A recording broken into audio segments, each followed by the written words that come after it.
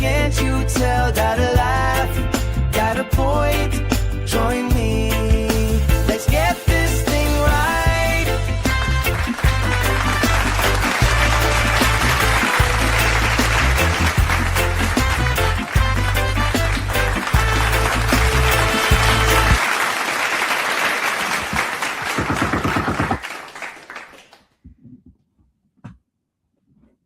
What up, what up, what up? Bullite back with another one. It's your boy Bush. What's good though? What's going on? You know what we do. We do the reactions right now. I'm back on them reactions.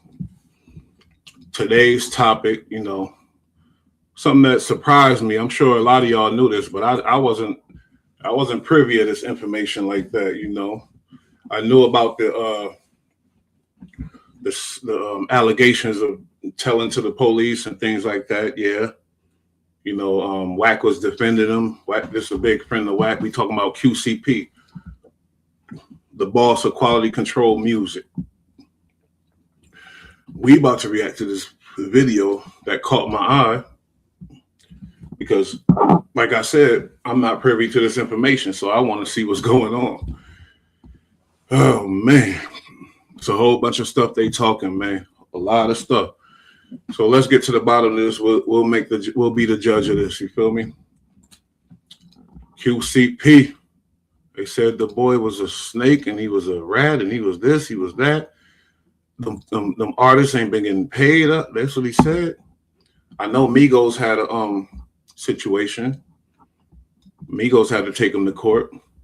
But I guess my boy here, and let's see what's the name of the channel. You know, Hip Hop History. Shout out to Hip Hop History. They did a whole documentary, and I think they're gonna break down the details and things like that. Definitely interested in that. You feel me? Let's do QCP. That boy P. Let's set it off. Let's start it. So they were gonna buy him out of his deal for 150 and have him signed.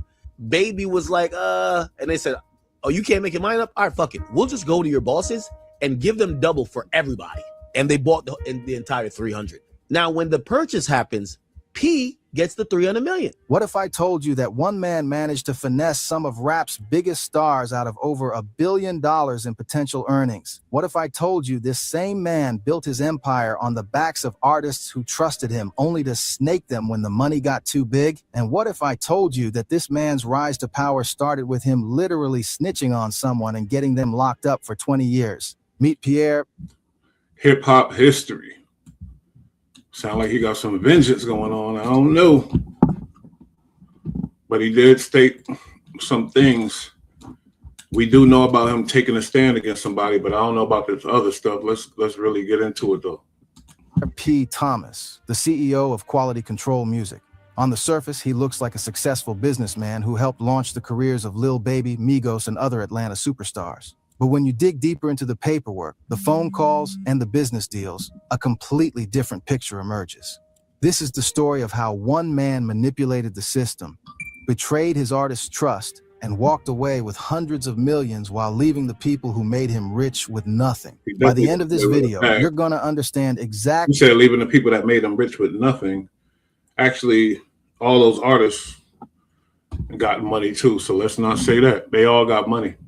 How P pulled off one of the biggest finesse jobs in hip-hop history. And trust me, the details are going to blow your mind. So make sure you stick around until the end, because what I'm about to show you will change how you look at the music industry forever. Before we get into how P finessed his way to the top, we need to understand where this whole story started. Pierre Thomas wasn't always the suit-wearing CEO you see today. Back in the day, P was deep in Atlanta's streets, and according to court documents that surfaced in 2023, his transition from the streets to the boardroom involved some seriously questionable moves. See, P's entry into the music business wasn't some inspiring rags-to-riches story. It was calculated, and it started with betrayal. On December 8th, 2009, P was at an apartment complex that was basically a marijuana trap house, playing Xbox and betting on basketball games. The apartment belonged to his friend, Coron Dennis, and it was about to become the scene of a murder that would change P's life forever. According to court documents, a man named Keon, who went by the street name Stunner or showed up looking to buy marijuana. When Quran went to get the product, Stunner opened fire, shooting Quran multiple times before turning the gun on P. P managed to escape through a sliding glass door, but Quran died from his injuries. This wasn't just a... Sound like a jug gone wrong. Boy had to kill him. Damn, why you do that? random robbery. This was personal. Now here's where the story gets really wild. Instead of handling this situation the way most street dudes would, P decided to cooperate with law enforcement. And I'm not talking about just giving a statement. I'm talking about becoming a full-blown confidential informant. The court documents show that P provided police with detailed descriptions of the shooter, helped them identify Stunner through photo lineups, and continued feeding them information for months. He said P was knee-deep in the streets. It don't sound like really, I don't know, he's selling some weed, okay. Is that knee-deep in the streets? Was he really knee-deep in the streets? That's my question now. He told on the boy, whatever else, but was he a civilian that just got caught up in selling some weed, or was he really knee-deep in the streets? Let's go. He told investigators that Stunner was approximately 6 feet tall, 200 pounds, with a mohawk and possible face tattoos. But when they first showed him photos, P couldn't make an identification. Here's where it gets really calculated. P kept in contact with investigators, telling them what he was hearing on the streets. That sounded like, he said when they first showed him the photo, P couldn't identify homie. And then later, he changed his mind, I guess. That sound like some cold calculator shit right there. Maybe he said, shit, I ain't in the street, shit, I'm trying to do this. Fuck all that. I'm telling. That's what these niggas do nowadays. I don't know, but I'm just trying to figure out, was he deep in the streets, or was he just a man that got caught up in a bad situation? It's about who might have been responsible. He provided information that helped police identify Stunner as someone who used the nickname and had previously been a shooting victim. 5 months after the initial shooting, P was finally able to positively identify Stunner in a photo lineup. But P wasn't done. On May 27, 2010, P was at Lenox Mall when he spotted Stunner. Instead of avoiding confrontation, P approached him and started asking if he knew who he was. According to P's written statement to police, he confronted Stunner about the murder, which led to Stunner pulling out a black handgun and chasing P into the mall while threatening to kill him. Stunner ain't no dude you need to be approaching, sound like. Stunner pulled that thing out in broad day at the mall, running through the mall on. Stunner don't sound like that type to play with. So what happened? Damn. So P approached him on some, what happened with that? And Stunner pulled that thing out and chased him, according to the documents. P immediately called the police and told them exactly where to find Stunner. Within minutes, officers had pulled over Stunner's vehicle and arrested him. The crazy part is that no weapon was found in the car, but Stunner was still charged with aggravated assault based solely on P's statement. The paperwork is crystal. You never mess with a thug with the bell pepper nose like that, you feel me? Stunner, you feel me, like, man, reckless endangerment. He pulled that thing out at the mall. What is that, Lenox? They probably was at Lenox Mall. Clear, fam. P was the only civilian witness listed in the case. His statement was the main evidence that got Stunner convicted and sentenced to 20 years in prison. This wasn't some street justice or self-defense situation. This was straight-up cooperation with law enforcement to eliminate someone P saw as a threat. Stunner That looked like it could be P brother, tell you the truth. Relative, they got the same nose too. Tried to fight back from prison, writing letters to the judge claiming that P had made false accusations because P was afraid Stunner would retaliate for P shooting him first. But it was too late. The damage was done and Stunner was locked up for 2 decades. But here's the crazy part. P used this situation as his origin story for getting into music. He's been quoted saying he wanted to get into the music business as a way to get out of the streets and see his kids grow up. What he doesn't mention is that his way out involved putting another man behind bars for 2 decades. The timeline is what makes this whole thing suspicious. The Stunner situation happened in 2009 and 2010. Quality Control Music was founded in 2013. That's a pretty quick turnaround from street life to having enough capital to start signing major artists. The question becomes, where did that initial money really come from? P claims he was already a millionaire before getting into music, but when you look at the facts, that timeline doesn't quite add up. How does someone go from being involved in street-level transactions to having millions to invest in a record label in just 3 years? Either P was sitting on way more money than anyone knew, or there are parts of this story that haven't been told. Or he was in the streets. So that means he was, they expect him to abide by these codes and these laws of the rat. Damn, look at this dude. Whew, that nose is mean. That boy ain't spending that money.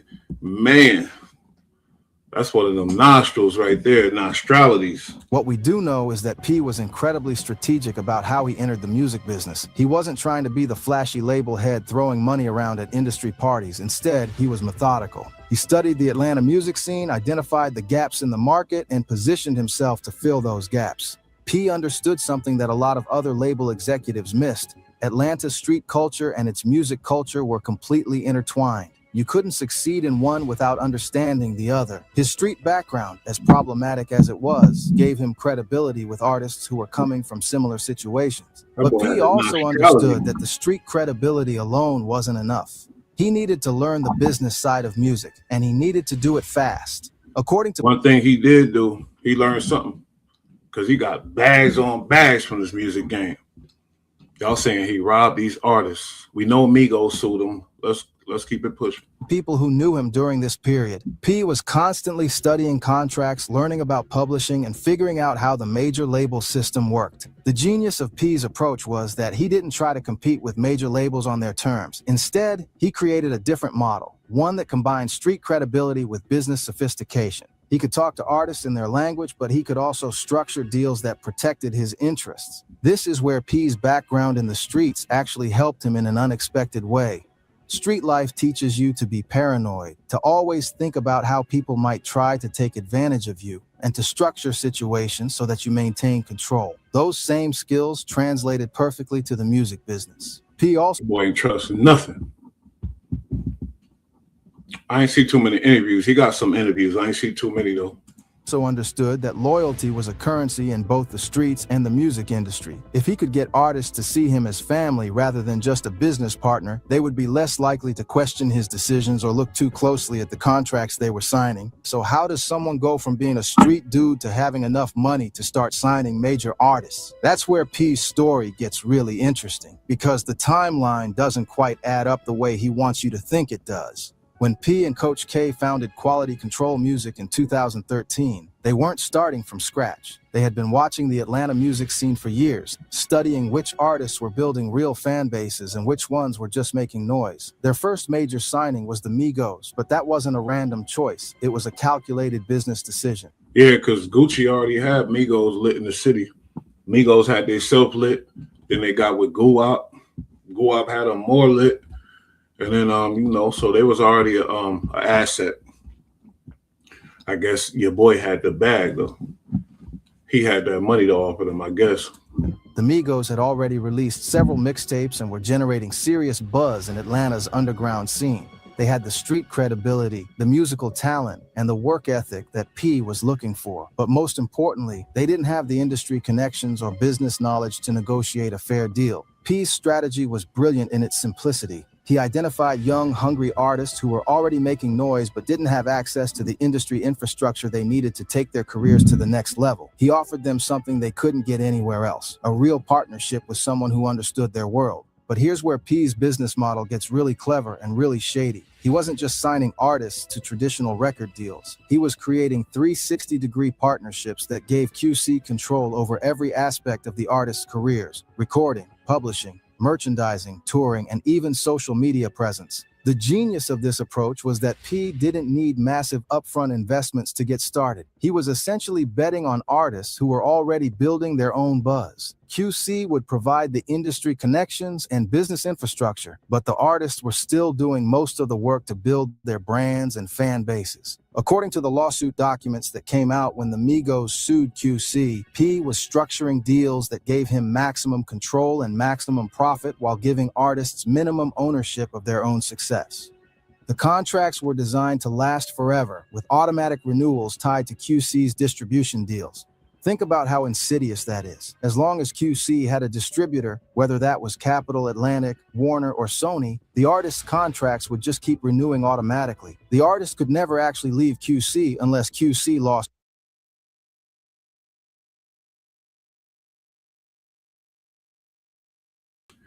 That sounds like it's worse than that 360 deal. all of its distribution deals, which was never going to happen. The Migos lawsuit revealed some wild details about how these contracts worked in practice. They claimed their publishing percentages were way below industry standard, and that QC was taking the majority of revenue that should have been going to the artists. We're talking about a group that had multiple platinum albums and billions of streams, but they were getting paid like they were still underground artists. But the most damaging allegation was that the lawyer who negotiated their contracts also worked for QC. Think about that for a second. The person who was supposed to be protecting the Migos' interests was actually working for the other side. That's like having your divorce lawyer also represent your spouse. That sound like that boy a mob boss, M.O.B. He the real honcho. The new Suge. Is Lil Baby still signed to him? I gotta look that up. Complete conflict of interest, and it explains how P was able to get artists to sign such unfavorable deals. This is where you start to see P's real strategy. He wasn't just signing artists, he was creating a system where he controlled every aspect of their business. The artists thought they were getting a fair deal, but the contracts were structured to benefit QC at every level. But if you really want to understand how P operates, you need to look at his relationship with Lil Baby, because Baby's story shows you exactly how P builds up an artist, gains their trust, and then positions himself to cash out when the money gets big. When P first signed Lil Baby in 2017, Baby was nobody in the music industry. He was fresh out of prison, trying to make something happen with his... So the fact is, with the Migos, before we move on to the Baby, Migos took him to court. So obviously they were done wrong. They had to take them to court to get their bread. Unless they talking about the Baby now. Look at Master P. One thing about P, none of his artists came out said he robbed them. All his artists love him still. So we gotta salute P for that. Master P, real South legend. You feel me?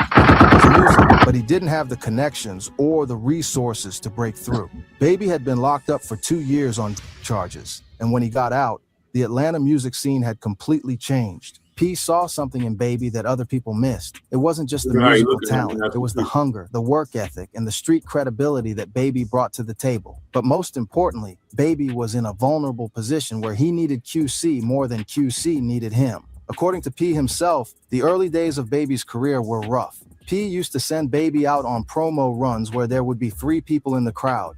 Baby would call him back complaining about making no money, about the small crowds, about how hard the grind was, but P kept telling him the same thing.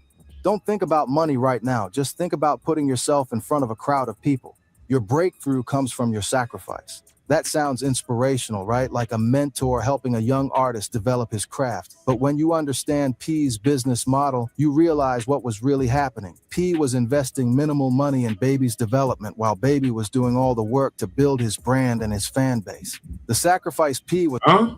I don't understand what you said. P put him on a path for success. That's what it sounded like to me. He was successful. It worked. Under P's advice, even though homie nose looked like a damn Tyrannosaurus Rex, you feel me?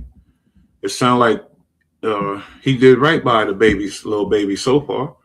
Put him in the trenches, had to come up from the bottom, and the Baby had a promising career. The Baby got a lot of money. Let's keep going though. Was talking about wasn't just about Baby giving up fast money from the streets. It was about Baby building an empire that P would ultimately control.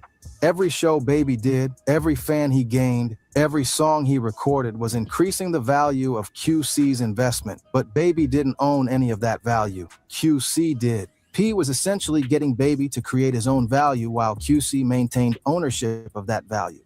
Baby was grinding, performing for small crowds, building his fan base one person at a time. But all of that work was increasing QC's assets, not Baby's net worth. And this strategy worked perfectly.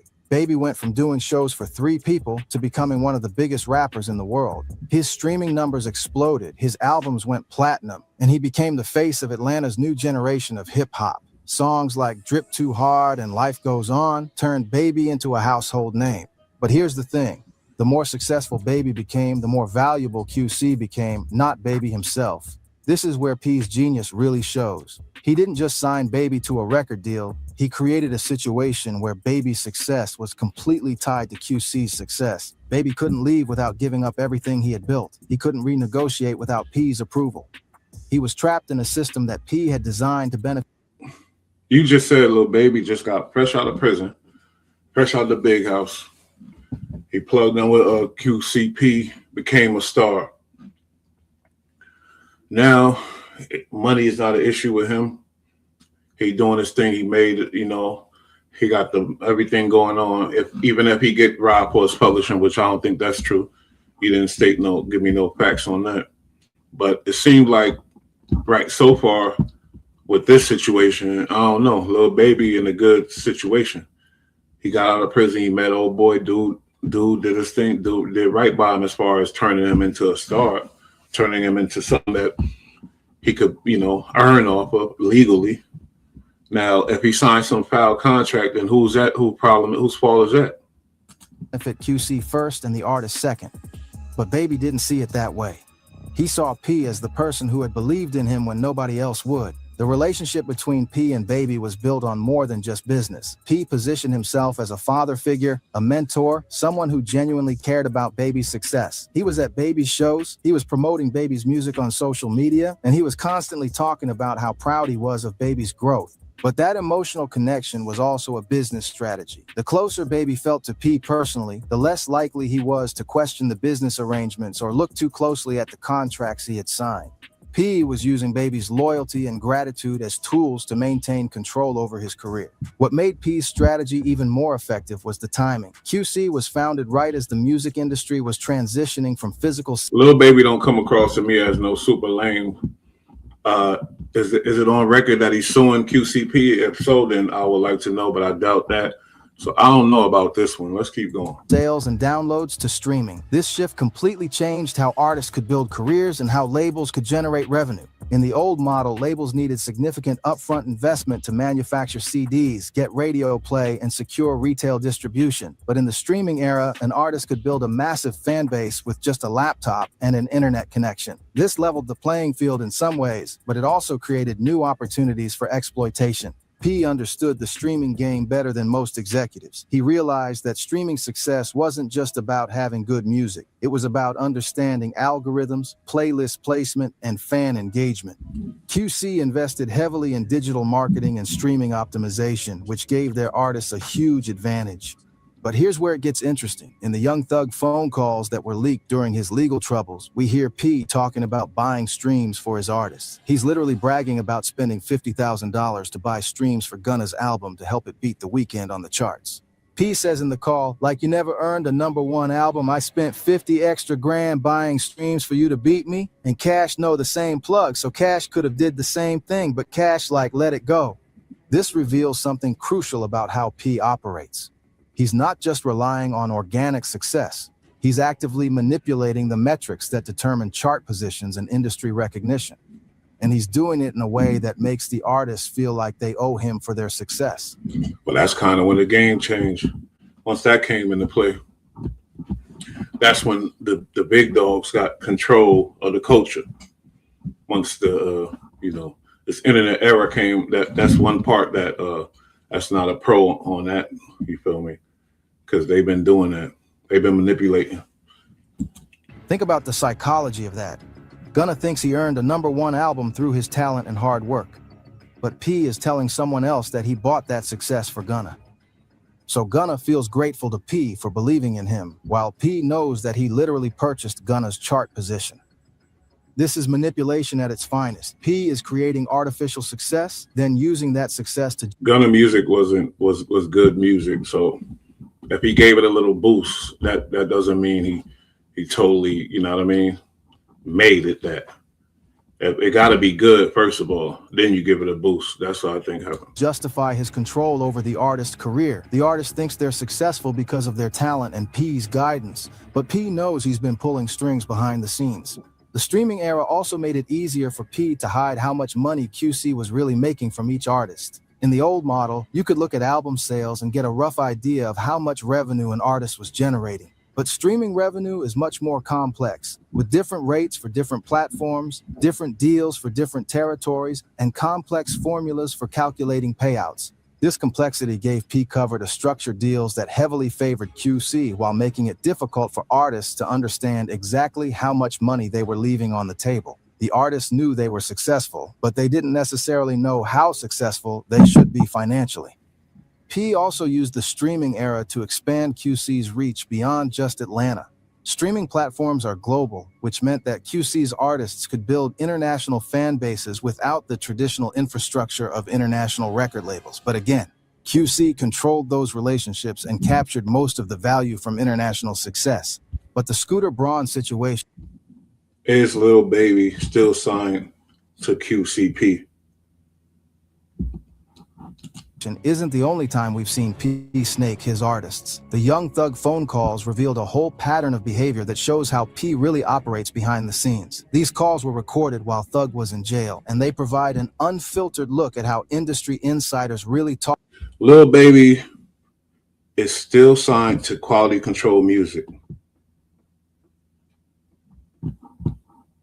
So he's still there, chilling. Talk about business when they think nobody is listening. In one of the most damaging calls, Young Thug is talking to Baby about P, and Thug is basically trying to open Baby's eyes to what's really happening. Thug tells Baby, "You can't do that, man. That's a fact, bro. You wrong about that anyway. A rat is a rat, bro. I understand all that. A dude helped put you on. Listen, man, a dude is a rat. I don't care what the hell that dude gave. That dude give me $1 million, man. You a rat." Now, Thug is referring to the stunner situation we talked about earlier, but what's interesting is how he's trying to explain to Baby that P's character issues go deeper than just business. Thug is saying that someone who would cooperate with police to eliminate a threat is the same type of person who would betray his business partners when the money gets big enough. But Thug doesn't stop there. He starts breaking down the business side of things, and this is where it gets really revealing. Thug tells Baby, "You know what I'm saying? He the people." Thug should have listened to Baby. It sounded like, and that made me think like they be harboring a lot of rats because Baby's on some business. He's like, "Nigga, this business. That's a rapper." Baby probably like, "That's a rapper. You feel me, blood? That's a rapper, slime. Let that boy go and get your money, slime." And Thug's like, "Fuck that. He a rat." Only getting behind your label because of you. They not buying your label because of Migos. Those dudes in the red, those dudes ain't making no money. Watch out, those dudes in the red. What Thug is saying is that QC's value is almost entirely based on Baby's success. The Migos aren't generating the same revenue they used to, and the other artists on the label aren't moving the needle financially. Baby is carrying the entire label, but he's not getting compensated like the star that he is. This is a crucial insight into how QC's business model works. That says a lot, though. If Migos was in the red after QCP stopped putting money behind them, that mean their music wasn't at the level where they made it to be. Maybe they're buying the streams and buying the stuff, put their music up there. Maybe it was supposed to remain local, and they'd be just an Atlanta sensation. Because when they did make some big hits. They made big hits. But was that because there was a certain amount of money behind it? You feel me? Because Migos didn't go down in history as like, nobody really take them serious. When they mention Atlanta, they say Outkast. They don't say Migos. Even though Migos got them same damn near, they got them hits though. P has structured the label so that one or two major artists subsidize the entire operation. Baby's success is paying for everyone else's careers, but Baby doesn't have any ownership stake that reflects his actual contribution to QC's value. Thug goes even further, saying, "One or two of them done bought their stuff back from your ass anyway, then gave you 15, 20 million of their little hard-earned money, bought that stuff back, so you them sure got all them anyway." This suggests that some QC artists have actually paid to get out of their contracts, which means P was making money both from their success and from their desire to leave. That's a wild business model. profit from artists when they're successful, then profit again when they want to escape. Wow, business model. The business model is supposed to be get money. You get as much money as you can. You said business, he doing business. If them artists messed up and signed something wrong or did something wrong, who's that? Whose fault is that? He doing business. Think about how twisted that is. P signs artists to contracts that heavily favor QC. When the artists become successful, How twisted is that? That sound about right. Sound like what they've been doing for years. P profits from their success. When the artists realize they're being exploited and want to leave, P makes them pay millions to get out. It's like charging someone rent to live in a house, then charging them again to move out. But the most sound like he was taught by all the best. Them real label owners. He was taught by them.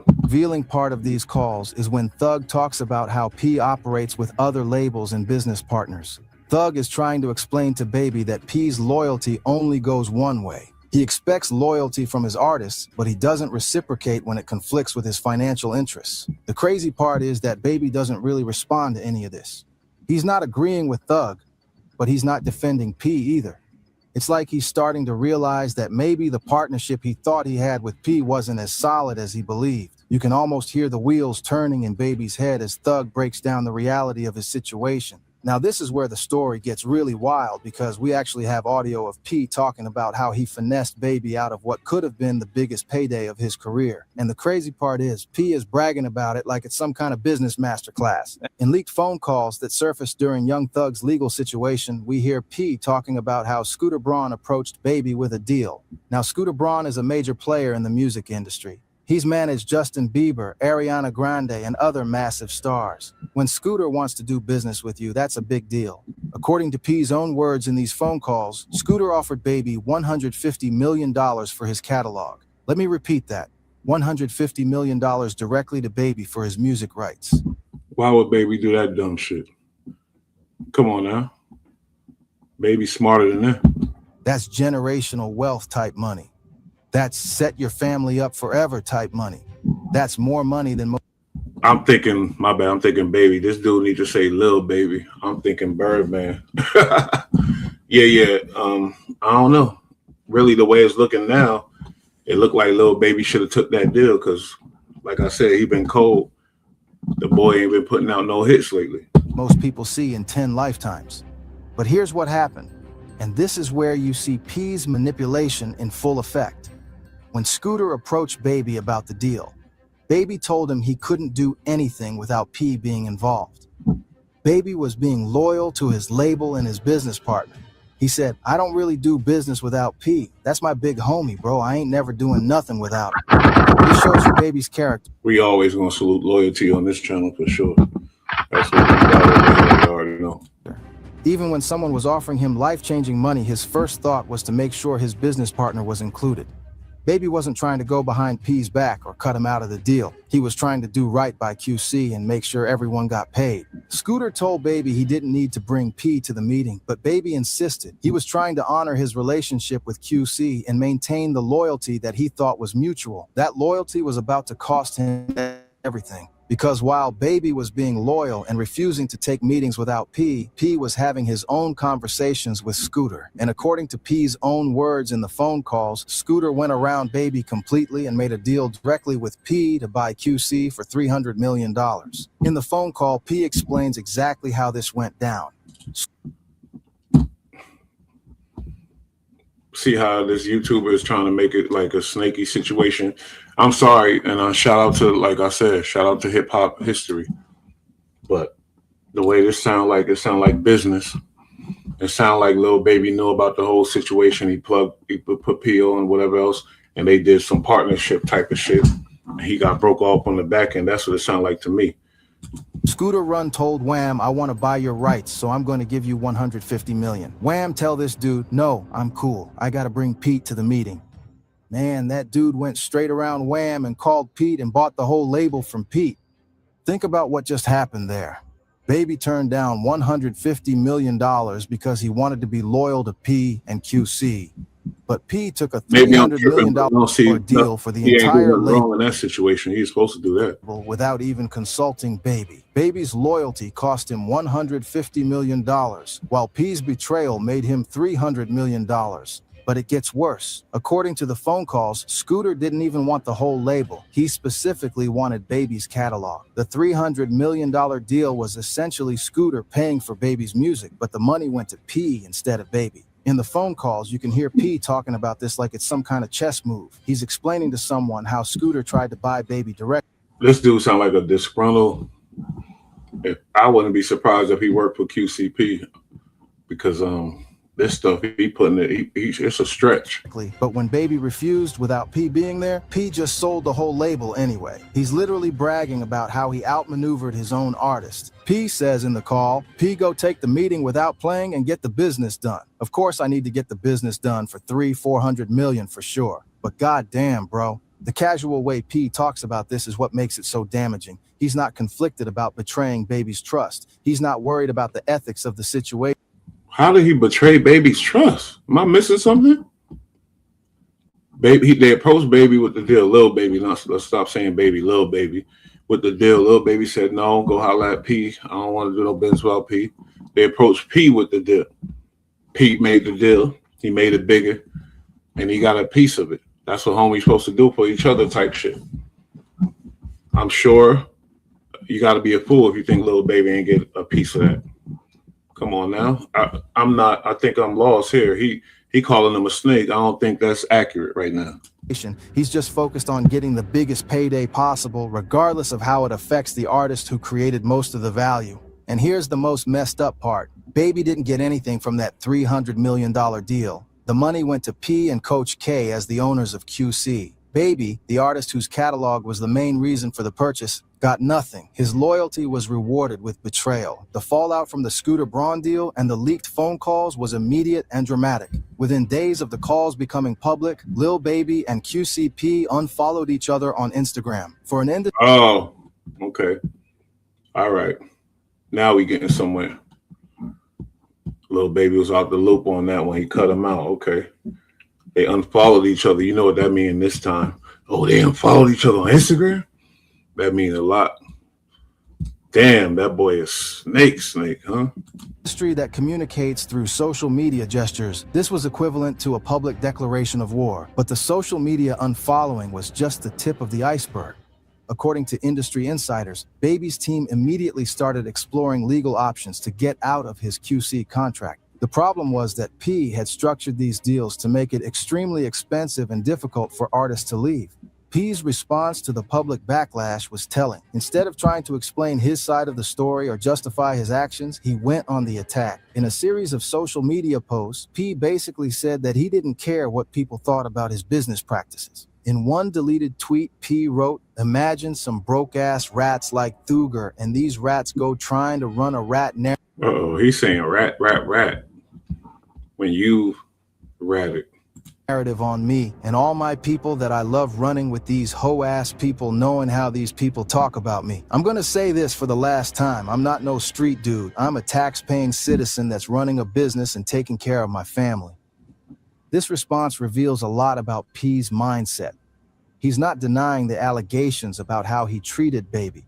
Instead, he's attacking the credibility of the people making the allegations. He's also trying to distance himself from his street past, even though that same past was what gave him credibility with artists in the first place. That's a narcissism that I'm better than, you feel me? So I could shit on you, rat on you, all that. And now I'm not one of you. I'm a tax-paying citizen. After you done ratted and went through it and used the streets to benefit yourself, now you're just a tax-paying citizen, and now you got the right to call other people rats. Amazing. P continued, all the street dudes is broke, dead, and in jail. So why do y'all continue to glorify this stuff? That's not a fact. And why is he addressing that when we talking about you robbing money from these artists? You feel me? With your nose like a goddamn big-ass poblano. Streets been dead. Y'all people gave the city a bad name. And by the way, I ain't never been. It's funny that the streets been dead theme. That's the thing that all the rats say. Him, Troy Ave, all of the rats say that the streets been dead. In no courtroom on no stuff, sat in an interrogation room running people names. But this is where P's response becomes problematic because we have the court documents that show he absolutely did sit in interrogation rooms and provide information to police. He's literally lying about his past while attacking other people's credibility. The industry response was mixed. Some executives privately supported P, arguing that he was just doing business and that artists need to read their contracts more carefully, but others were disturbed by the level of manipulation and betrayal revealed in the phone calls. Several prominent artists spoke out about the situation, with many expressing support for Baby and criticism. He came through. He one of them shiesty hustlers. You know, the hustler that was hustling the street, that a rat, like an Alpo or something like that. Those type of dudes, they don't trust nobody. Nobody should trust them, not one soul. He the type of dude that gonna come in the rap game, get his bag, and be the fuck out. And that's what he did. Jumped in the shit, got his bag, and been out. Like, it's a business, yeah. That's where the shit get complicated. Business, art form, okay, we get that. But it's still a business. That's what a lot of these dudes is focused on, the business aspect of it. They don't give a fuck about none of that other shit. The business. He came in here, made a bag, and got the hell on. Of P's tactics. The conversation quickly expanded beyond just the QC situation to broader issues about how the music industry treats artists. Social media played a huge role in amplifying the story.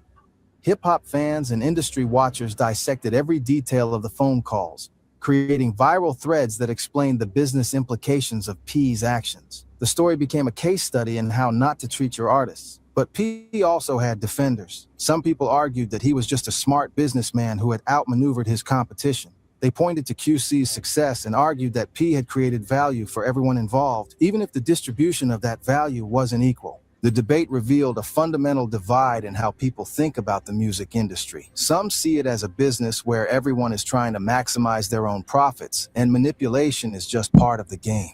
Others believe that there should be ethical standards. That's what I was talking about. Let's go. That govern how industry executives treat the artists who create the value. If you want more evidence of how P operates, just look at what happened with Offset, because Offset's lawsuit against QC shows you exactly what happens when an artist tries to break free from P's system and how P responds when his control is. So Migos didn't sue him. It's Offset that sued him. Or both. I gotta look that up.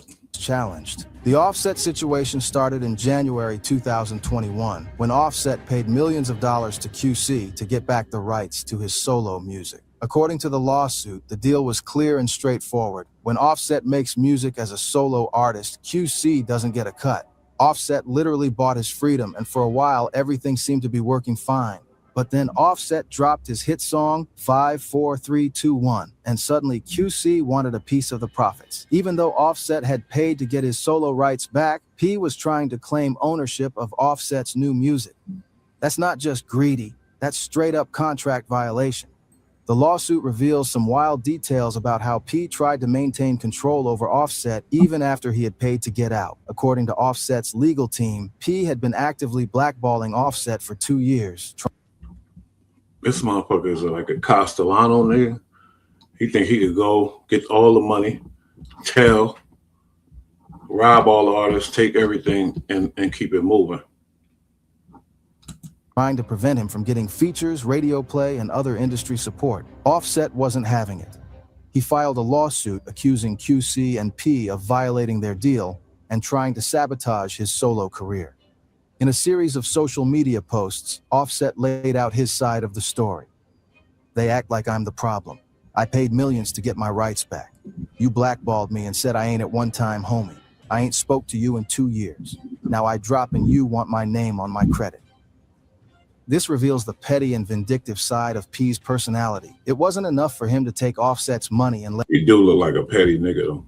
Sorry, I'm judging him, but he looked like a petty ass nigga. Let him go. He also wanted to punish Offset for having the audacity to leave QC. The blackballing allegations suggest that P was using his industry connections to sabotage Offset's career out of spite. Cardi B, Offset's wife, also weighed in on the situation with her own social media posts. Offset brought himself out of his QC deal after they didn't want to renegotiate his contract. I'm tired of people trying to make Offset look like the bad guy. Enough is enough. What Cardi is revealing is that Cardi stood up on him. Cardi was a good wife to that nigga.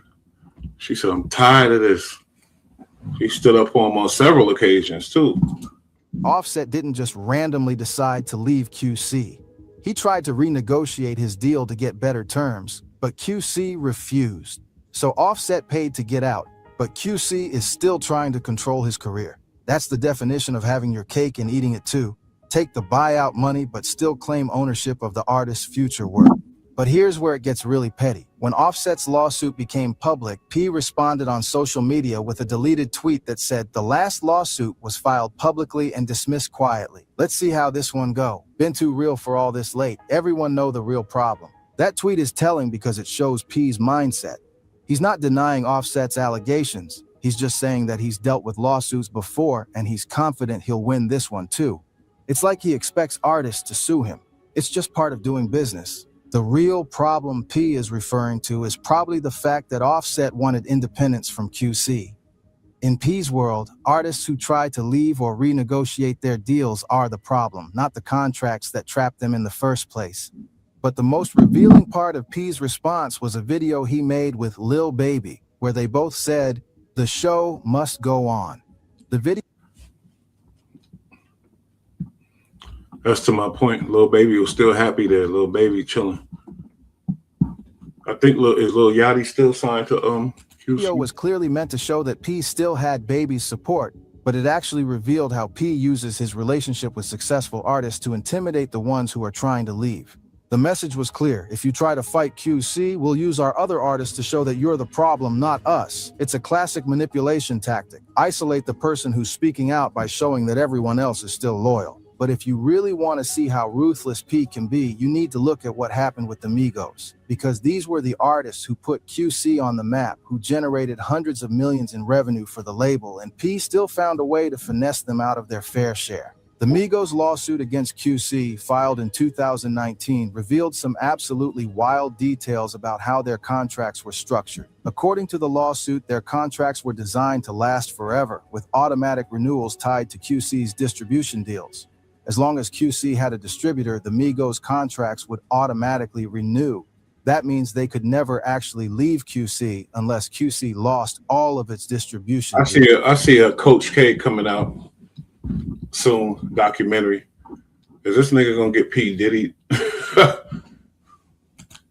Think about how insidious that contract structure is. The Migos thought they were signing a record deal with specific terms and a specific duration, but in reality, they were signing themselves into permanent servitude. As long as QC remained a functioning label, the Migos would be trapped. But it gets worse. The lawsuit alleged that their publishing percentages were way below industry standard, and that QC was taking the majority of revenue that should have been going to the artists. We're talking about a group that had multiple platinum albums, billions of streams, and sold-out world tours, but they were getting paid like they were still underground artists. The numbers are staggering when you think about it. Songs like Bad and Bougie, Stir Fry, and Walk It Talk It generated massive revenue across multiple platforms: streaming, radio, sync licensing, merchandise, and touring. But but P saying, I spent the money to make that happen. I put the money behind it to buy the streams and buy the radio and buy that.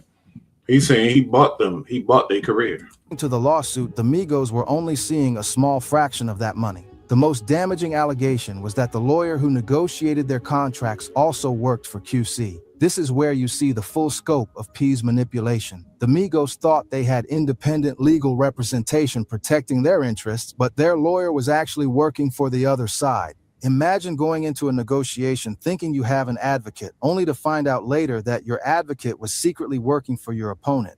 That's not just unethical, it's potentially illegal. It explains how P was able to get the Migos to sign such unfavorable deals. They didn't have anyone actually looking out for their interests. In the Young Thug phone calls, Guap wasn't looking out for him?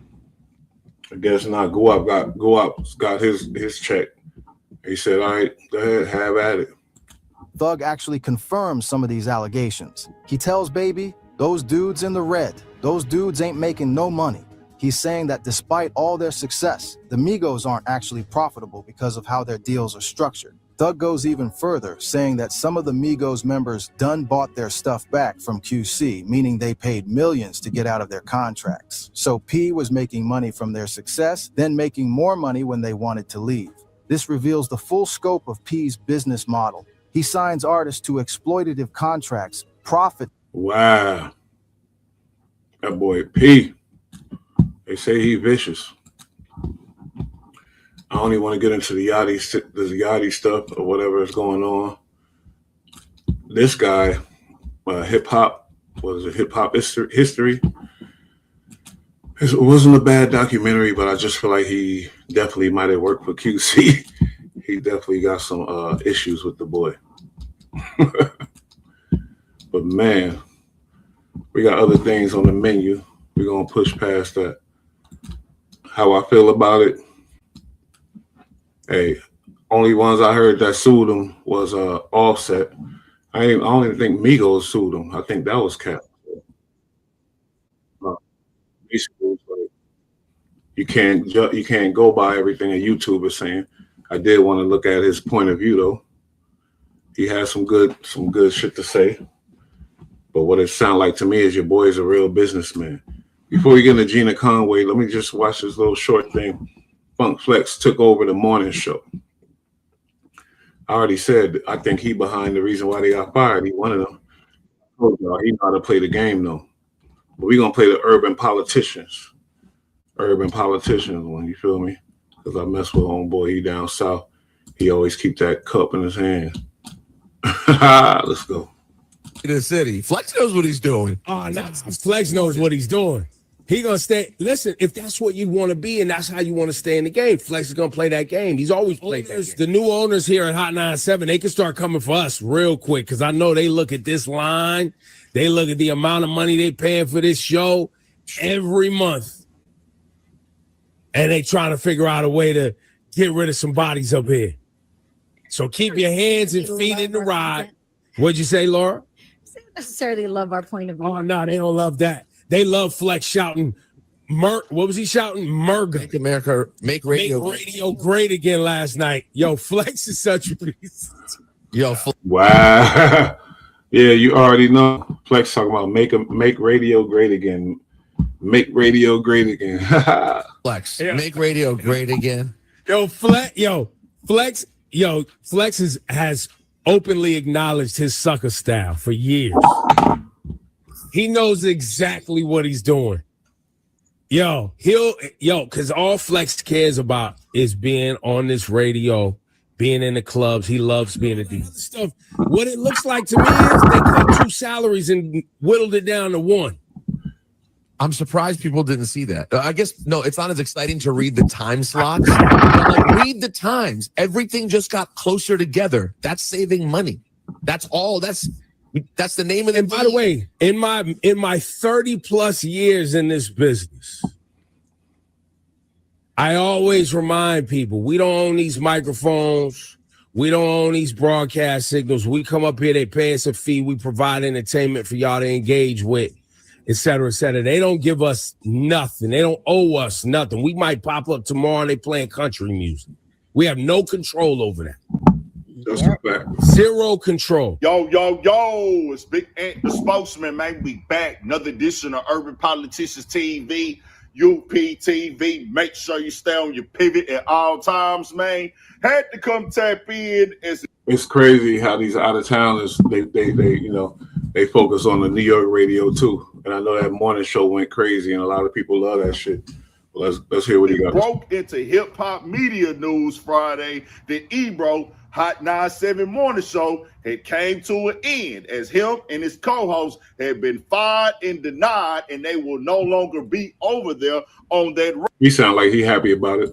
Radio station with that situation. And I put that clip right there that we watched together in the beginning to go back to September when it was already moves happening, because I went back and checked that out because I kind of remembered that, but I went back and got re-caught up on that situation going on with Funk Flex, as they were saying already what was coming next. As now Funk Flex has taken over that morning time slot as reports started to hit last night and earlier to this morning, as Ebro is most definitely been doing double talking, now promoting the YouTube himself and saying, come to my YouTube channel, calling them out. But you've been playing this game all along, just keeping it 100. Funkmaster Flex is taking over mornings at New York City's Hot 97 WQHT, at least for now. Following the abrupt end of Ebro in the morning, Media Co confirmed to Radio Inc. that the hip-hop radio icon will hold the day part down until further notice, starting on Monday, December 15th. Flex has been with Hot 97 for more than 30 years. Flex is going to be the new program director. That's what's about to happen. Flex is about to be the boss of that motherfucking place. Ebro, homeboy, you was too opinionated. They ain't like that. You was doing too much. Flex about to take over. I hope they get rid of the guru. Like I said, that was whack. Get rid of that ride or die. That was done. Get rid of that. All of those skits. They shit was terrible. So hey, God bless.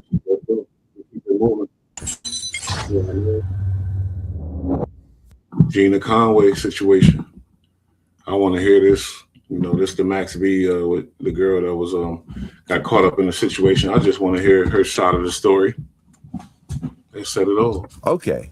So after your statement, Max B and Kelvin both get arrested. Yes. And they look crazy. I skipped it though. Hold up. We got to go back.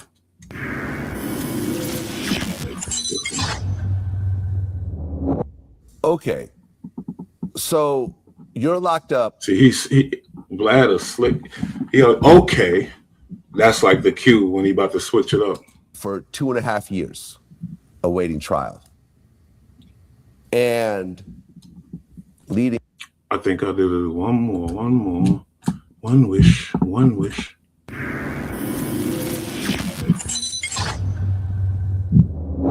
Well, you get arrested, you get taken to the station, and according to reports, you gave a statement right away. Yes, I did actually. It was like, I didn't know that I was giving a statement because where I'm from, like in Maryland, to give a statement, you actually have to like write. And according to reports, you gave a statement right away. You gave a statement right away.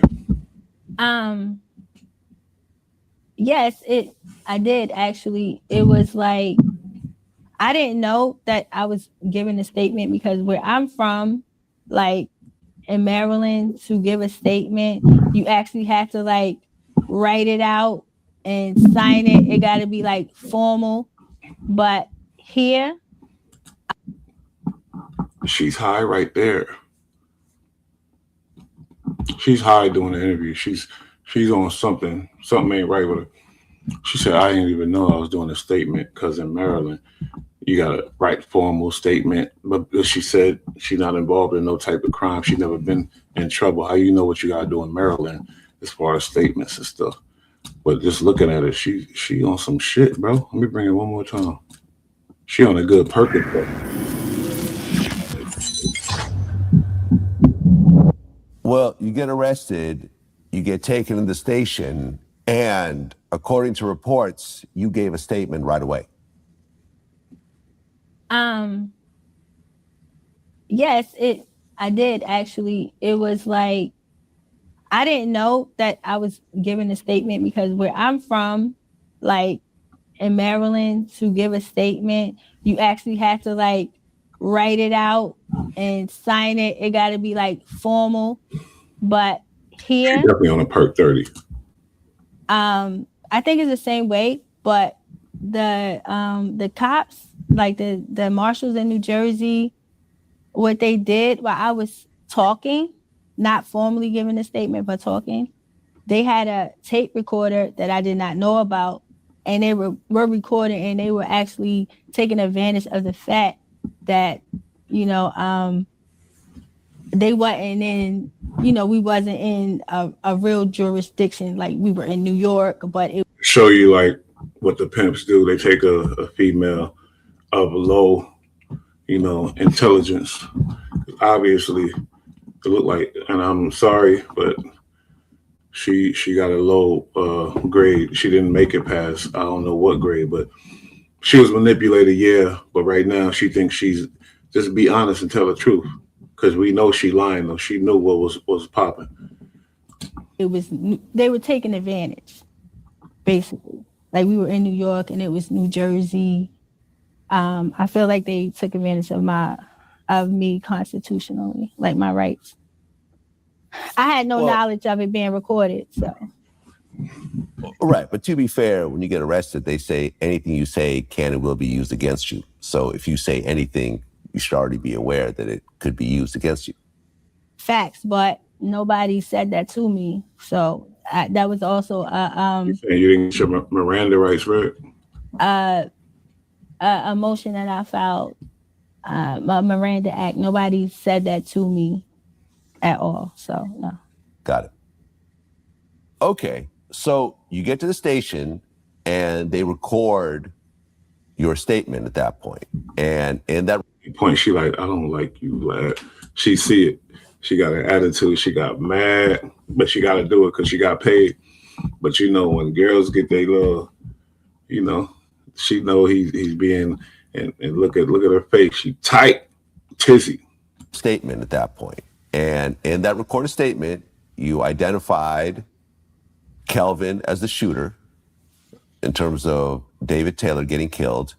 You described the robbery in detail, and you also said that Max B was the one who orchestrated the plan and sent you to the hotel with Kelvin. Yes, correct. Damn. And at that point, you were the only one arrested? Yes. Whew. I mean, man. So without her, there would be no. If she would have just went down for it, she would have went down for capital murder, been still in jail for life. What you expect when you involve a female? I think they know. You know, they don't blame her. That's already known. Once it go down bad and the female get caught, you already know what's gonna happen. Let's keep it going. Vlad probably gonna strike this shit anyway, but let's keep it rocking.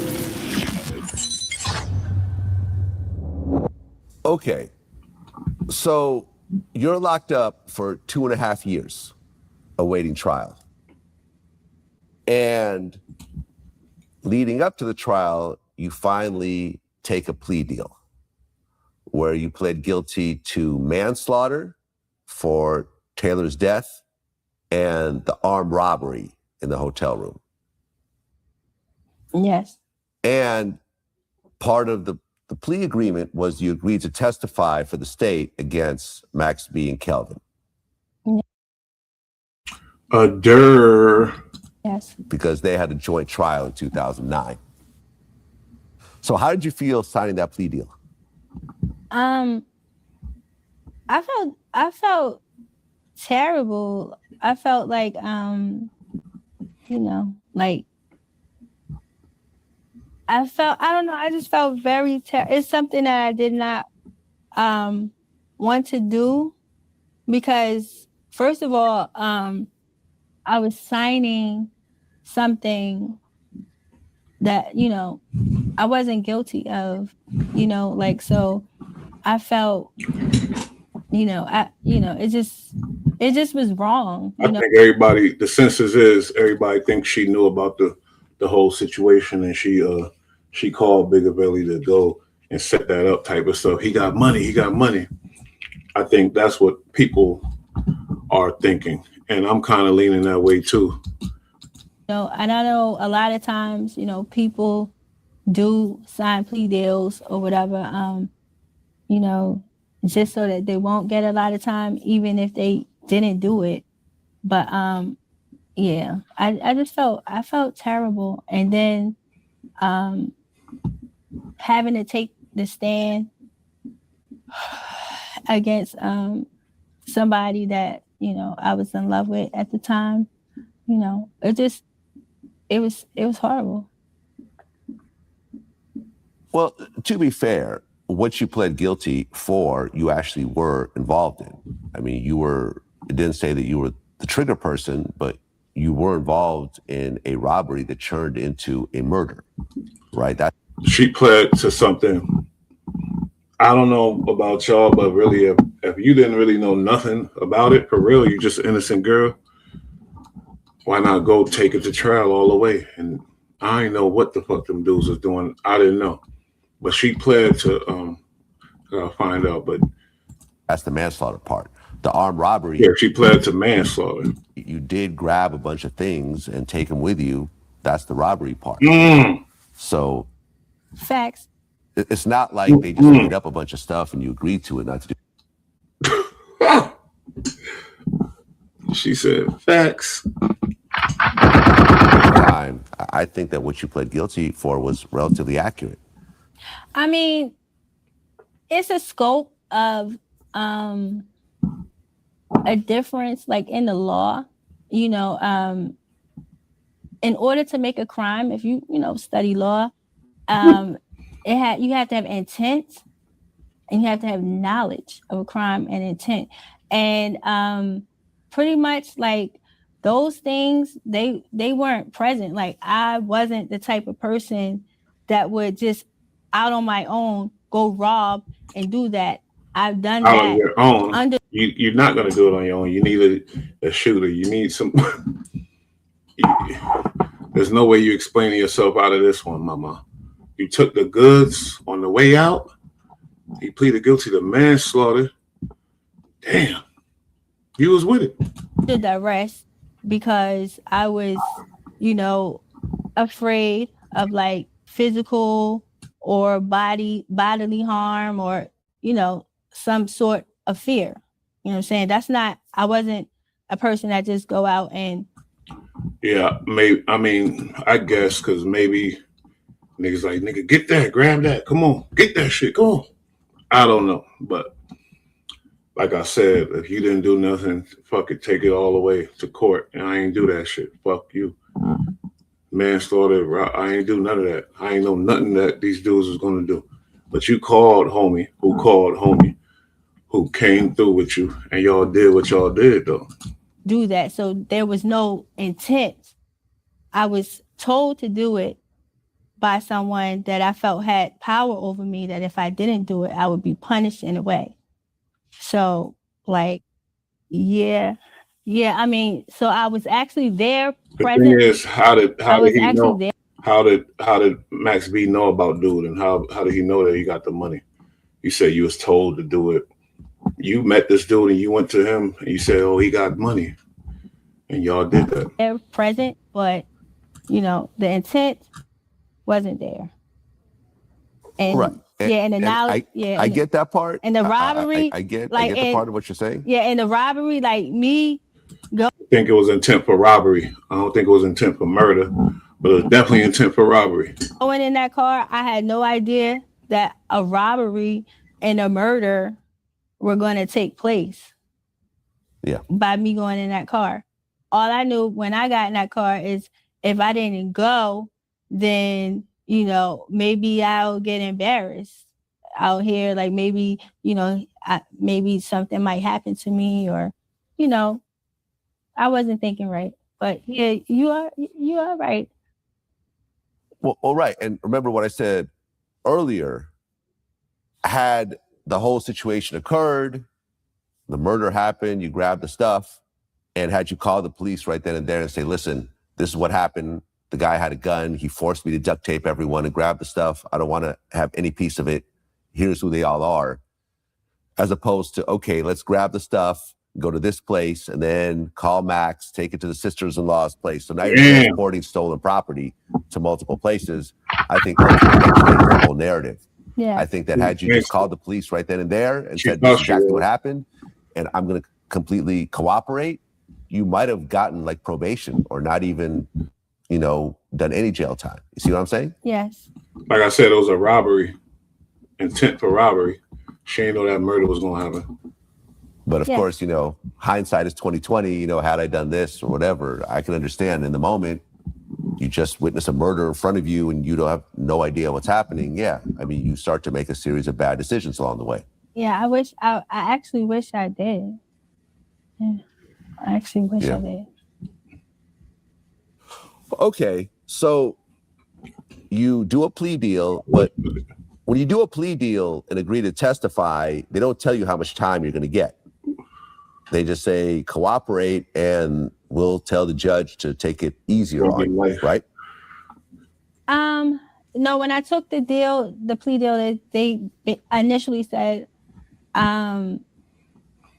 well, when I signed the deal, they initially said that it was I would have to do 15 years with 85%.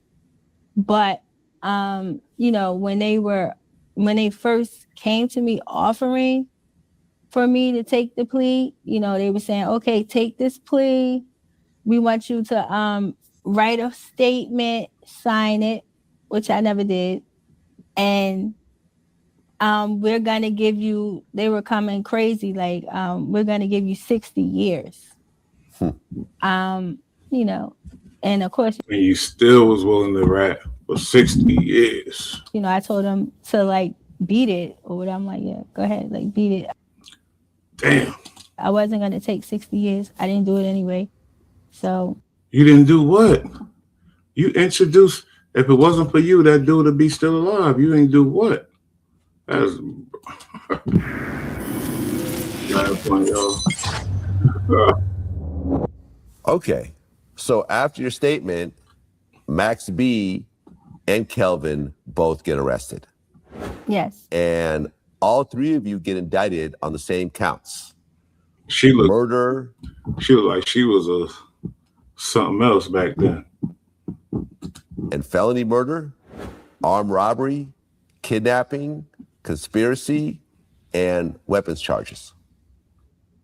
Yes. You're facing 75 years for your involvement. And initially, the cops said that you were the mastermind of the whole situation. I believe that's what Max's defense attorney said. How is it not, though? Because Max didn't meet this dude on the street. The goon that killed him didn't meet him on the street. You met him on the street, and you introduced him to these dudes. What you thought it was going to be a threesome or some weird stuff? I don't know why you introduced him to Max. Okay, so you was like you was out there looking for licks because you was already allegedly with Max when you met him.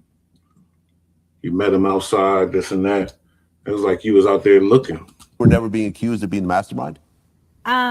Yes, I've heard that, but I believe that came from Max's defense camp.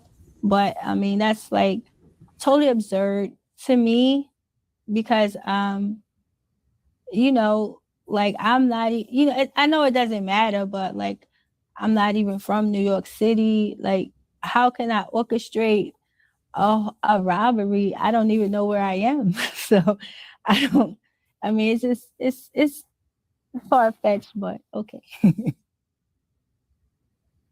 Now, you have $1 million bail set,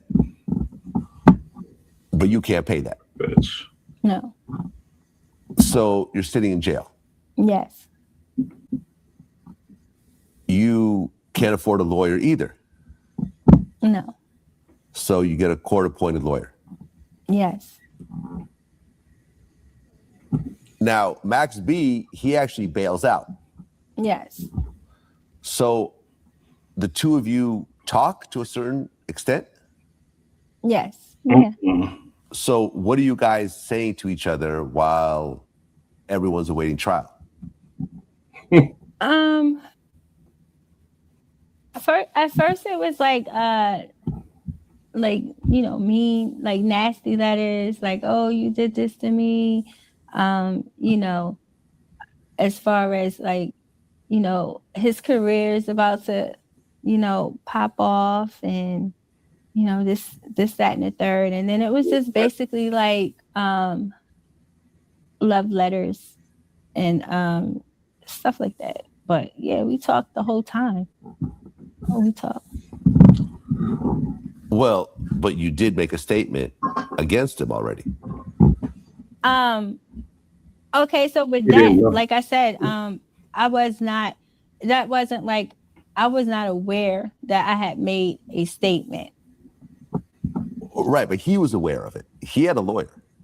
Yeah.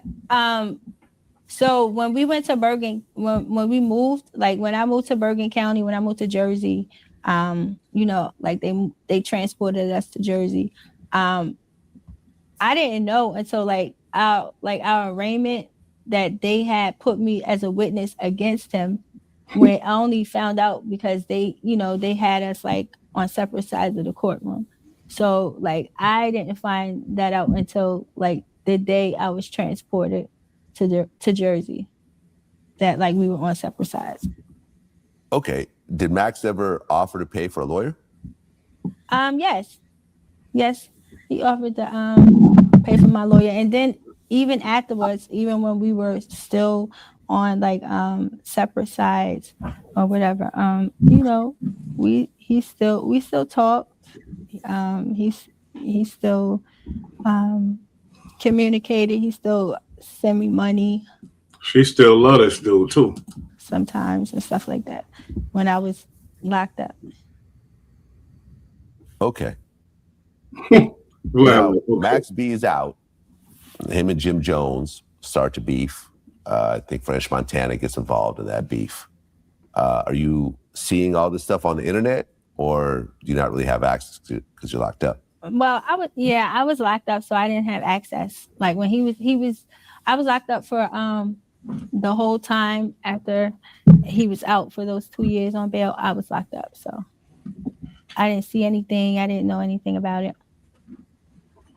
Yeah, I had met Max right around that time, and also French.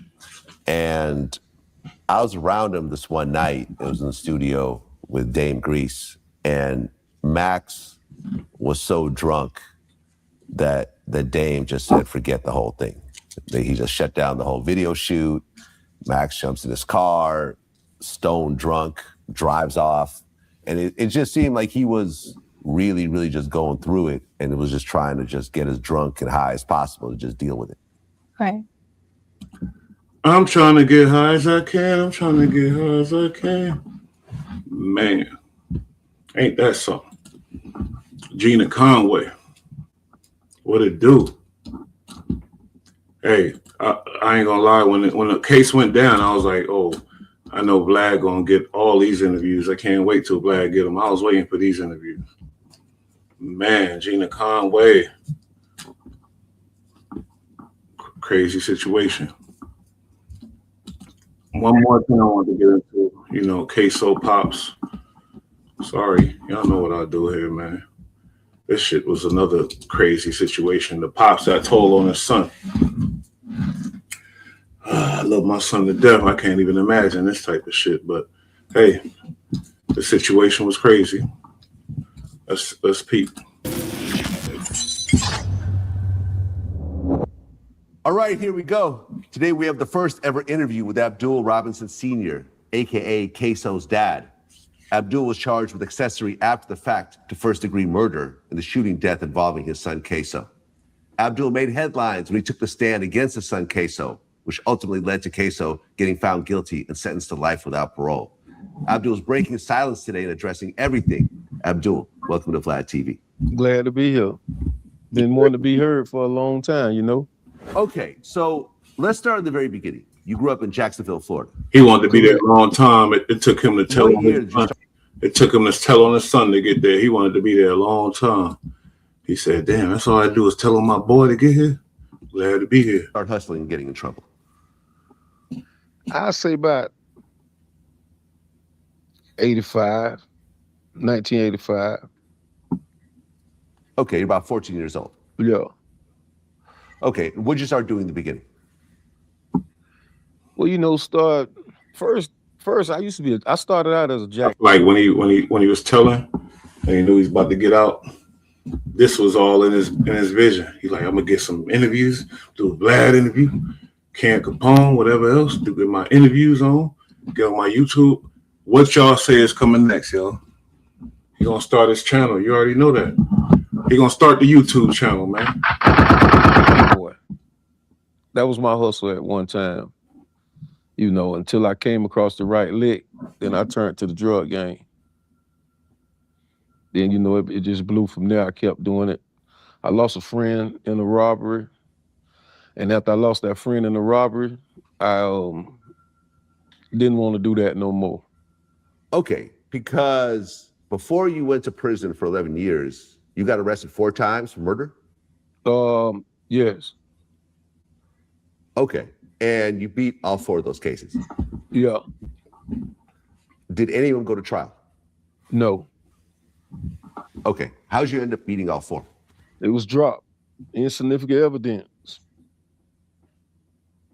Okay, so you beat all the murder charges, but we gotta go back and research that. Guarantee that boy probably told on everybody back then, like he told on his son.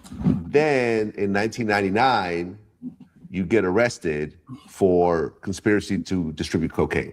Right. Did you end up going to trial over that, or you pled out? I pled out. Okay, this is a Fed case. Yes. What exactly did they catch you with? It was a conspiracy. It was a dry conspiracy. I wasn't caught with nothing. You know, people told that I sold drugs and things like that, and that's how they got the conspiracy built up against me and my co-defendant.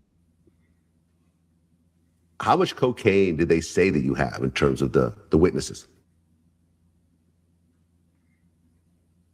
I can't say it. I can't remember exactly what it was, but I know it was up in the tons. Right, because you pled out to 11 years, which means that it was a lot of quantity. What Vlad is trying to get to is you beat 4 bodies. You got caught with tons of drugs. How the fuck is you free now? Could it be the same way? You know what I mean? The same way you free telling on your son. Could it be that? How you get 4 bodies? Now we talking about tons of drugs. And you free. Well, I played out to 22 years and 10 months, 262 months. Okay. So he did hella time, okay. The 4 bodies though, how you do that? But hey, he did some time. So you pled out to 22 years, you ended up doing half of that? Half of it. Okay, how'd you get out early? Well, Obama came with I think it's called the First Step Act. It was a crack law. I was charged with crack. Once the crack law changed, that changed everyone's sentence so significantly. It depends in the feds. See, in the feds, it's categories that you're sentenced to, and that was my first conviction ever. So I was in a good category at the time. I think I was in category 1 or 2. And once you get to category 4 and 5, that's where the big time come in at. And so that's how my time got reduced. Okay, now leading up to you going to the feds for 11 years, had you ever been shot? Had I ever been shot? Yeah. One time. Okay, what was that situation about? It was someone did a drive-by in the projects. I never knew what it was about. Okay, where'd you get shot? In the hip. Vlad slick with the information, with the shit though. Okay, what was the situation about? Police. Okay, so you'd been around shootings before. Right. So you go to prison and you're in the feds for 11 years. Yes. And during that time, you actually mature as a man because you go in at 28, you get out at 40. Right. So your whole 30s are spent locked up. Locked up. What changed during those 11 years? Well, see, in the feds, you around a lot of different caliber dudes. You can in the feds, you got an opportunity to learn a lot of things too. It depends on how you want to do your time. And around certain dudes, you're gonna mature because you're gonna think you was out there doing your thing, but you're gonna be around some guys and dudes that was really doing their thing. And it makes you think like, dang, I was really in the way. I wasn't really doing nothing.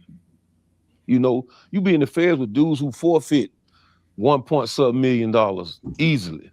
When you think about his situation though, as I think about it, is it better that he's out, his son in jail, as opposed to both of them in jail for life, and all them kids he got out there by themselves. So I don't know. I really feel like if I was Queso, I would definitely probably sanction him to tell on me. I'll be like, go ahead, nigga. Go on and get out and go handle your business with the kids. But I think the situation is Queso think he got action. He think he had action on getting out. I don't know. You know, dudes have so much in there. And once you see you look back at your situation, reflect on your situation, you like, I was really in the way. Then, you know, once you kind of mature, you can mature from prison or you can come out a better criminal. Man. Crazy episode. A lot of wild stuff, man. Shout out to all the platforms. Like I said, DJ Vlad. We're going to be following a lot of this stuff, bro. It's your boy Bush, man. We just do the reactions. And that's what I do right now. Anyway, shout out to everybody. It's a wobbler, cheat challenge. Bullite and Tune Perspective, y'all. We out. Another reaction video. Peace. Check this out. You know what it is. It's your boy Bush. Just another reaction video. Let's get into it. Let's get in tune. Another perspective dedicated to my little bro, always Marco, and my big cuz, Maul Maji. Free Mace Lope. Let's get right to it.